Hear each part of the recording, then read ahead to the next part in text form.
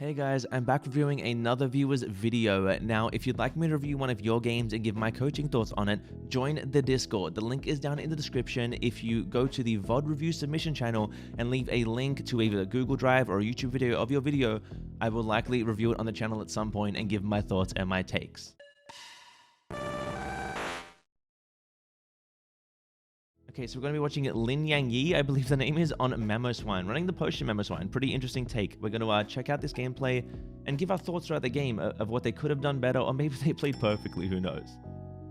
Alright, so they're a mobile player. I'm not a mobile player, but starting off, they walk up, ice sharding the first one, very good, that's exactly what you want to do. And then you'll ice shard the second two. That's the standard Mamoswine clear on the way to lane. I'm sure they've got that down. There we go. Yeah, they left the last hit for the laner. Really nice. Really good to see. Really good to see them do that. I'm sure they're probably not stacking if they're leaving all these hits. Oh, they get that last one at least. I'm not too sure what the build is, but I guess we'll probably find out as we go. The laner kind of left them to contest this. That became a little risky. So that became a little risky, but you can stall them here as well. It's just that if the Mew and Lucario are good, you probably don't get out of here. Yeah, the Mew misses the Solar Beam. So there, we'll go back, right? So right here, I'll just go back to here. At this exact moment here, when you see your laner peel back, and the Mew beam, so yeah, you're versing a Mew. They're going to beam, you're versing a Lucario, they can reposition this and push it away from you. You have got a Fennekin back here, just kind of vibing, right? So far from you. I like that you're stalling here and trying to steal with Ice Shard. This is good. This is what you should be doing. Trying to steal with Ice Shard is solid. Trying to, when you're versing a Mew, staying out of the path of a straight line Solar Beam hitting you and the camp is obviously ideal as well, right? Because they want to poke you and the camp the best they can. So you want to keep moving around the best that you can around here. So you want to poke this with Ice Shard, but the dash in is just way too risky against this kind of a matchup. A good Lucario and a good Mew never let you out of here. Once you go in here, you'll be eternally here. You'll be eternally in this spot. You'll be getting walled backwards, solar beamed, pushed around by Lucario, and you'll never get away. So that was a little too risky going in for the tackle. But the Ice Shard was a very good play, very good to try to steal in that sense. We'll see what happens next here. Okay, yeah, you get poked out there. The Fennekin takes the order. That wouldn't have done too much to you at this point in the game anyway. Here as well. So here you can do the dash. Here you can do the dash because your Fennekin's closer and they're there for poke damage. That's completely good. That was completely fine. There you can go for the tackle because your Fennekin's there backing you up. You're not alone, and they're also a lot lower. If Lucario tries to melee fight you there, you probably actually take them out. Your laner comes up. I mean, your jungler, sorry, comes up to the lane. Absol is up here. So this is something a lot of players do. So I'm going to go back here. A lot of players make this mistake. So the timer here is around 9 minutes. You know your jungler's here. You're only level 3. You haven't really been farming. So you kind of really want to get this back 9 minutes, right? You really want that because you need experience. You're really behind in lane right now. The Mew is as well, which is weird that everyone's so low level. But if your jungler's here, it's very likely that their jungler is also here. So you have to be like ready for that, right? You have to be positioning up towards these bushes, towards the top, if you're not going to look to go back to your Baltoy and get that level 4. So now the Absol's going to get big poke on you, and they have a big advantage there with the early game poke. You are Piloswine, so you can freeze them and turn that around, but this is a 3v2, right? If you win this, it's just a skill matchup at this point, if you do win this. And that's a dice you never really want to roll.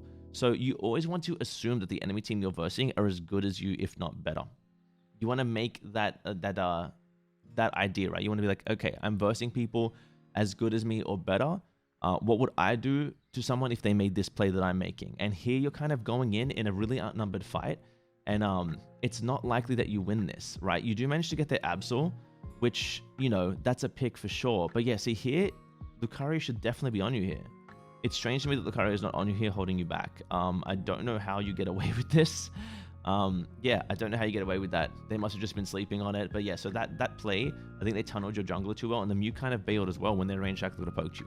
You've got to always think, what could they do if they were as good as me? And there they could have punished you really hard. They could have punished you really, really hard for that play. Just because it works out, it doesn't mean it's the right play.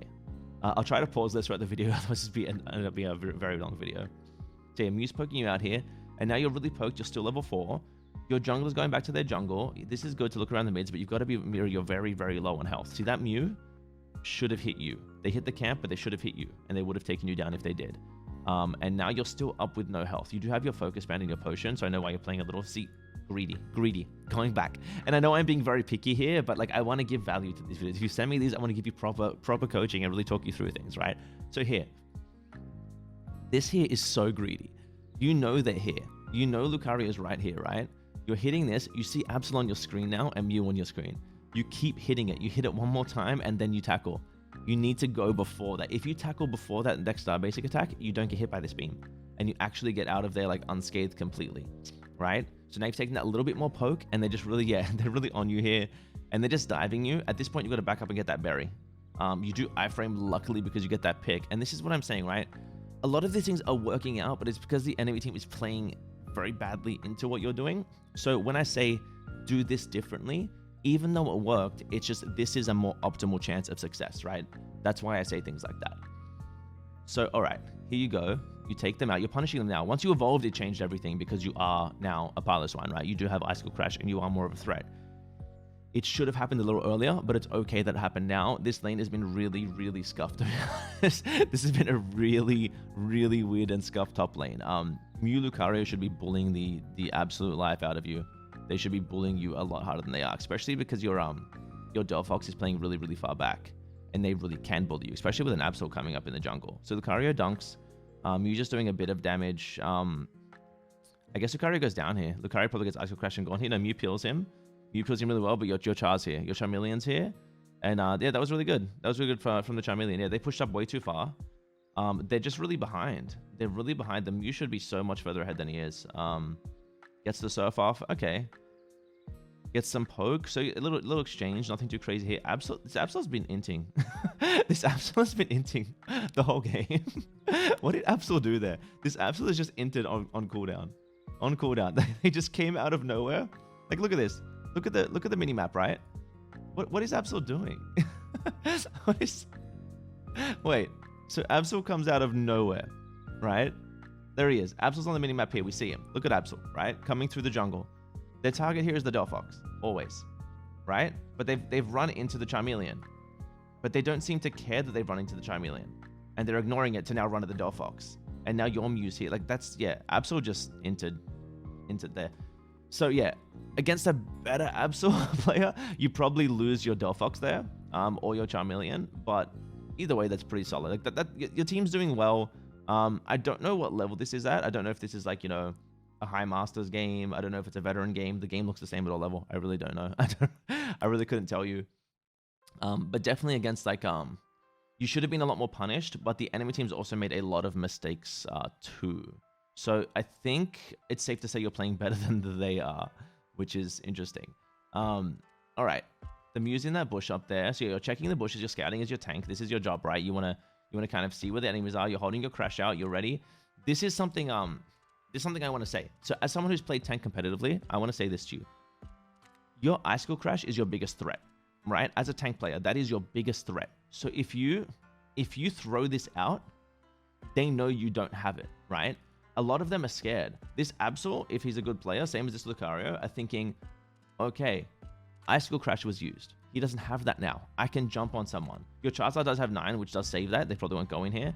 But when you use those moves, you've got to remember that you can get punished for it. You using that is like, imagine it in this way, right? Your defense is like a wall. Your defense is like a gate. So Icicle Crash is like your gate, right? And you're holding that in front of them.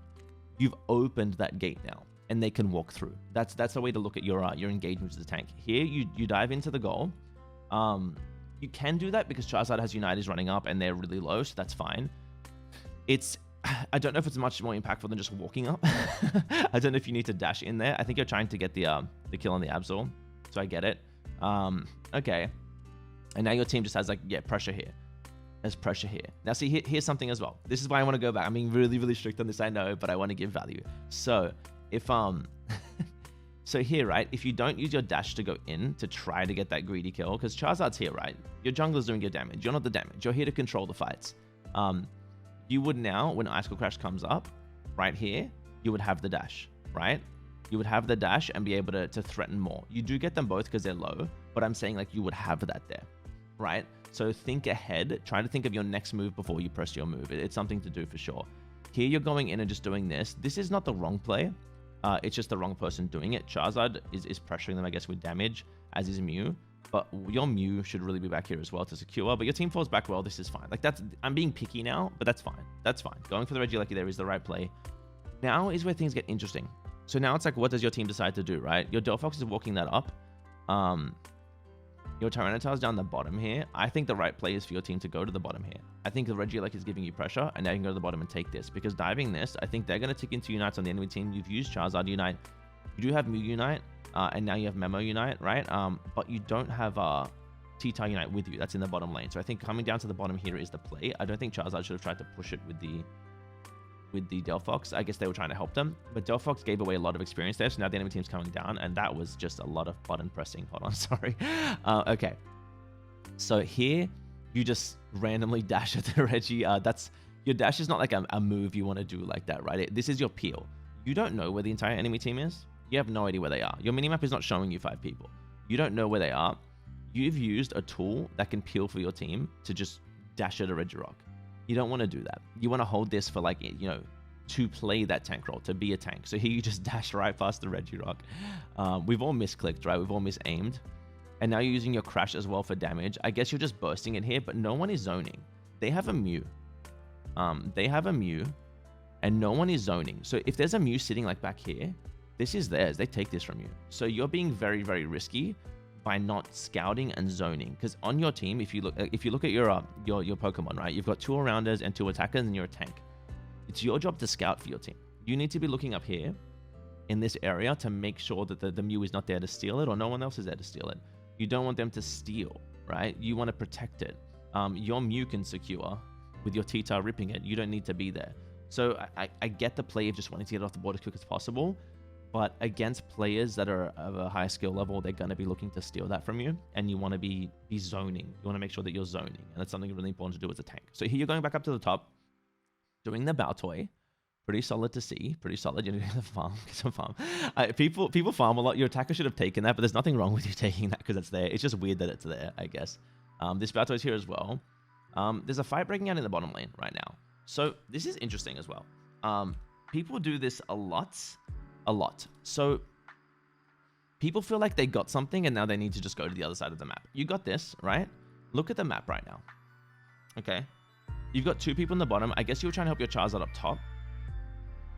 That makes sense. But right now, Delphox and Charizard towards the top. You going up here is the right call because Lucario and Mime are lurking around there, right? T-Tar's in the bottom, but now everyone is in the top, right? So now what happens to your T-Tar if they get overrun by the rest of the team? Everyone responded to this top.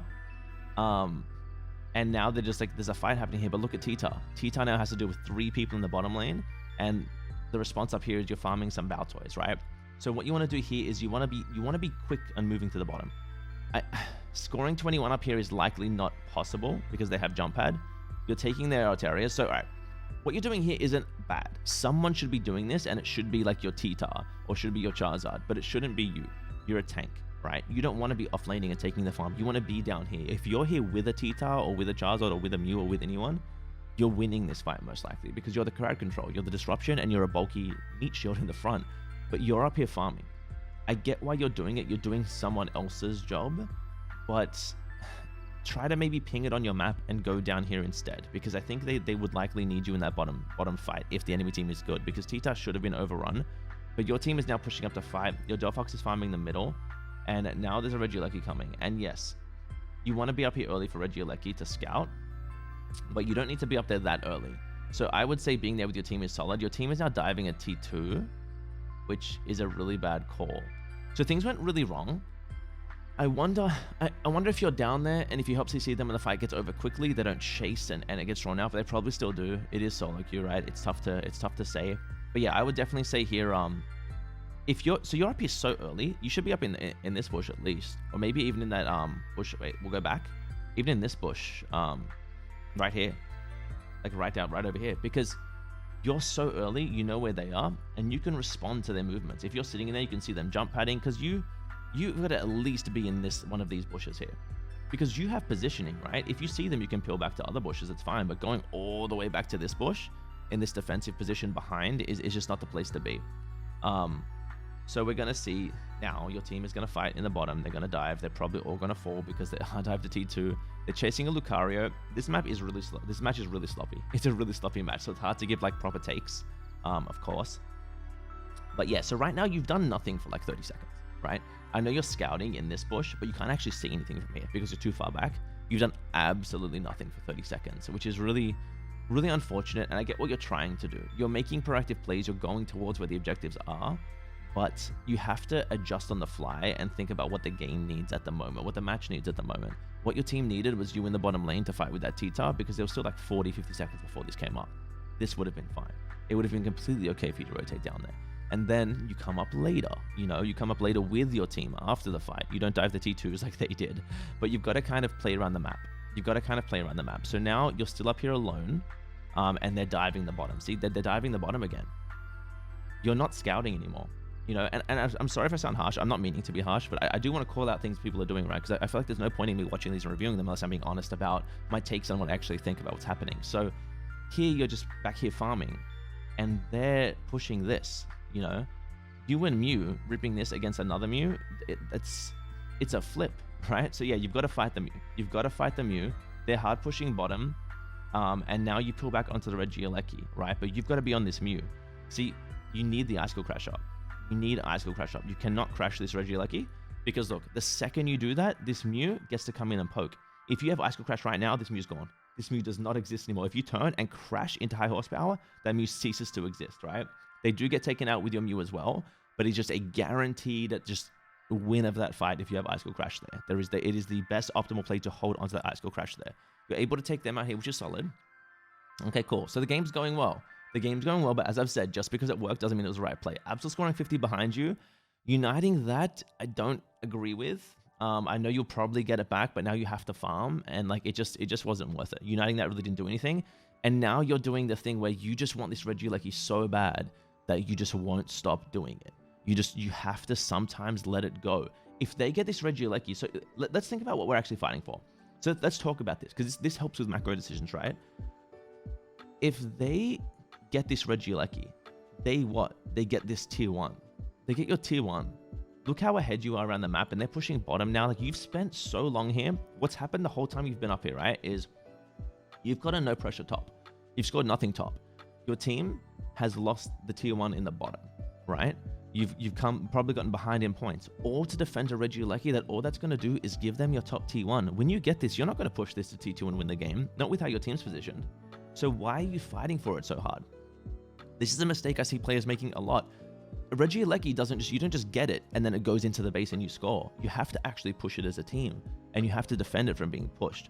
You still have a tier 1 up. Them getting this right now, or no one getting this right now, is not a big deal. And to be honest, this is the last red Gialecki. If you look at the timer, it's 3:20.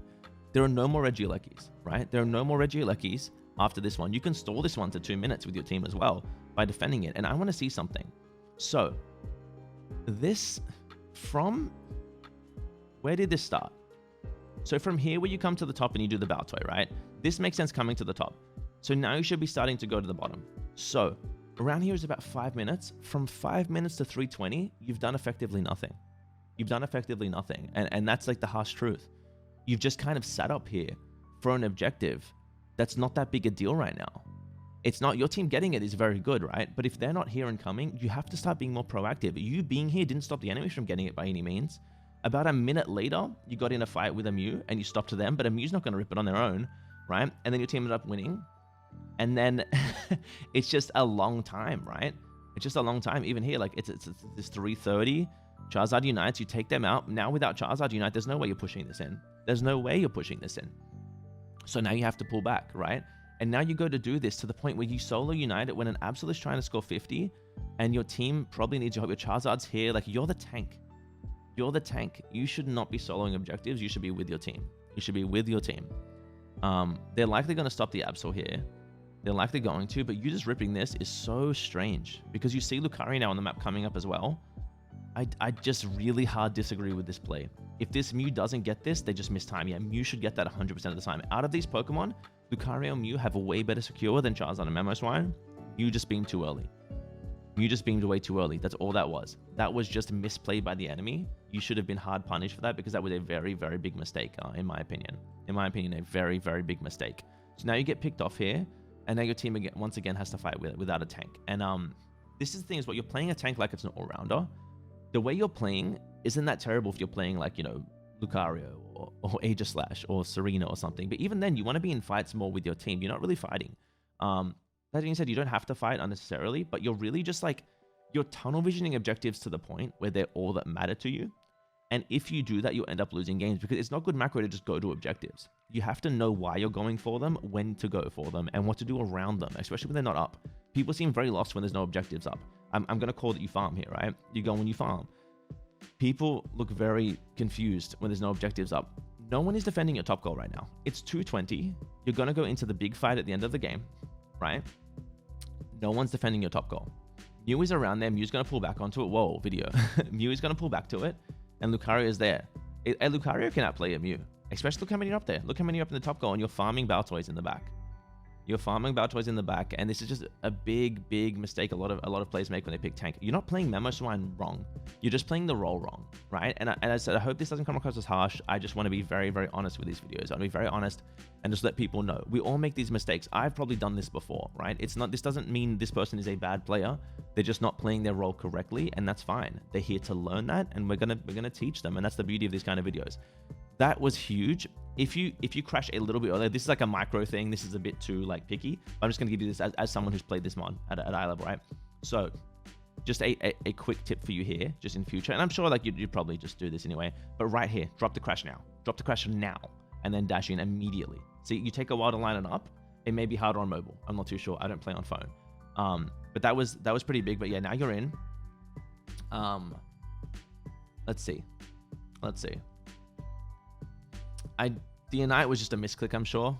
The Unite was just a really big misclick, I'm sure. I'm sure you didn't intend to stomp around and hit nobody. I'm sure you were trying to hit someone. I'm not sure who, but I also think that pressing it here is pointless. I guess maybe you're trying to catch the Mew as they came out. Yeah, you're trying to catch Mew as they came out. I think you misclicked behind you. So you want to hold this Unite. This Unite is fine. You didn't need to press it there. You can hold onto it. Memo Unite is really, really good on the backliners. So an example, right? If you have Unite right now, when they're on you, you take out this Mew and you get them. If you just hold Unite here. You don't need to press your Unite that early. Your team is very split. And this engage kind of started. So this made sense going in here, right? This made sense. The dash here made perfect sense. Complete perfect sense. But now that Mew united, peel back. There's no reason to keep fighting this. You'd have to chase the Mew. You now walk out of this circle. Charizard in this circle is going to get blown up by the damage. You guys walk out of this circle now. You walk away. You just walk away. But see, now here you've united. And that's unfortunate. That's unfortunate. But your team did just walk away. Your Mew's not even there yet either. Right? Your Dorfox is getting poked out really bad. They do get a good pick there with your Mew as well. Your T-Tar is now coming to the 5. Your Dorfox is backing to base. Your Dorfox is back to base. This is rough. So T-Tar needs to go. You two need to spread out. Otherwise, Mew is going to one-shot both of you. Okay. This makes sense. You're peeling for T-Tar. You're playing. See, there you're playing a tank role. You're kind of giving your life for T-Tar's life. I think it may have been enough to yeah. So T-Tar backing there put you in a rough spot. That's honestly kind of on the T-Tar. So I get this. I might have made this play myself. Here you want to stop T-Tar from getting taken out because you're the tank. You want to protect them, and they're like your carry. They shouldn't be backing here. At least walk into that bush there. There's no way they should be backing right there because they're going to just get wildly hit by something, not meaning to. You see, they were going to take it by Mew as well. Yeah, they should not be there. They should definitely just not be there. You get taken down here. And look, a lot of your team's not in position, but you weren't either, right? And I hope watching that back, you kind of see where you needed to be. And that's why it's important to even look at your own games. If you can record your games and watch them back. We've all done it. I do it all the time. And you can see what you could have done better throughout that game. Let's watch. So Greedent's going to score in the top. And that's going to... Okay. So Greedent scores in the top. And now, let's see. I want to go back and see if you used your potion in this fight, actually. Oh, it wasn't up yet. It wasn't up. It was still down. That's unfortunate. That's really close. That's really close to being up too. 5 seconds on a battle item. That's really tough. I don't think that saves you anyway. But I just saw it there now, and I was wondering if you'd used it at that point, you know? So Greedent scores here, right? Which is fine. You're still winning. You're still winning. The 1 minute call. So let's go with what the 1 minute call was, because I'm pretty sure it was huge lead, right? The 1 minute call was, yeah, you have a huge lead. Huge lead means you're winning by at least 100 points. You're ahead here. You are winning the game by over 100 points. When Greedent scores this 100, that's not enough. You are still winning the game. You are still winning the game. The enemy Mew is poking Rayquaza. You respawn. So let's see what happens here. Okay, that's a big crash. That's good. T-Tar should clean them up here. This worked out well. That was solid. You did well there with what you could. Very solid. Very solid. Now there's 30 seconds left. Take down the Absol. Absol should be your big focus here. Absol should be your big focus, but you don't want to run too far and too deep. Okay, now that they're down, there's 22 seconds left. Leave. Go. You're winning. There's 2 alive. You're winning. Go defend your goals. They're not going to get Rayquaza in 20 seconds without having their rip up. Their rip is down. Their Absol was... Oh, no, you didn't take out their Absol. Never mind. I don't know why your T-Tar's doing Rayquaza. You guys are winning. I don't know why he's there doing Rayquaza. No one's so... Okay. You're playing offensively and they're defending. You kind of know where everyone is now, but against a better team, you're winning by probably a small amount and no one is defending your pad. No one is defending your goals. Charizard just spawned, right? But no one was defending for the last like 20 something seconds, and Charizard even leaves now as well.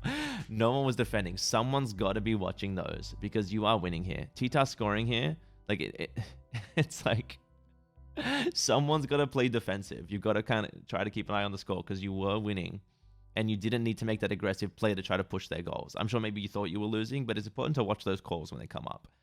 Yeah, so you were winning. You were winning there. So it's, yeah, it's tough. It's tough for sure. Do you go through like, the damage and stuff? I'm not sure if you do.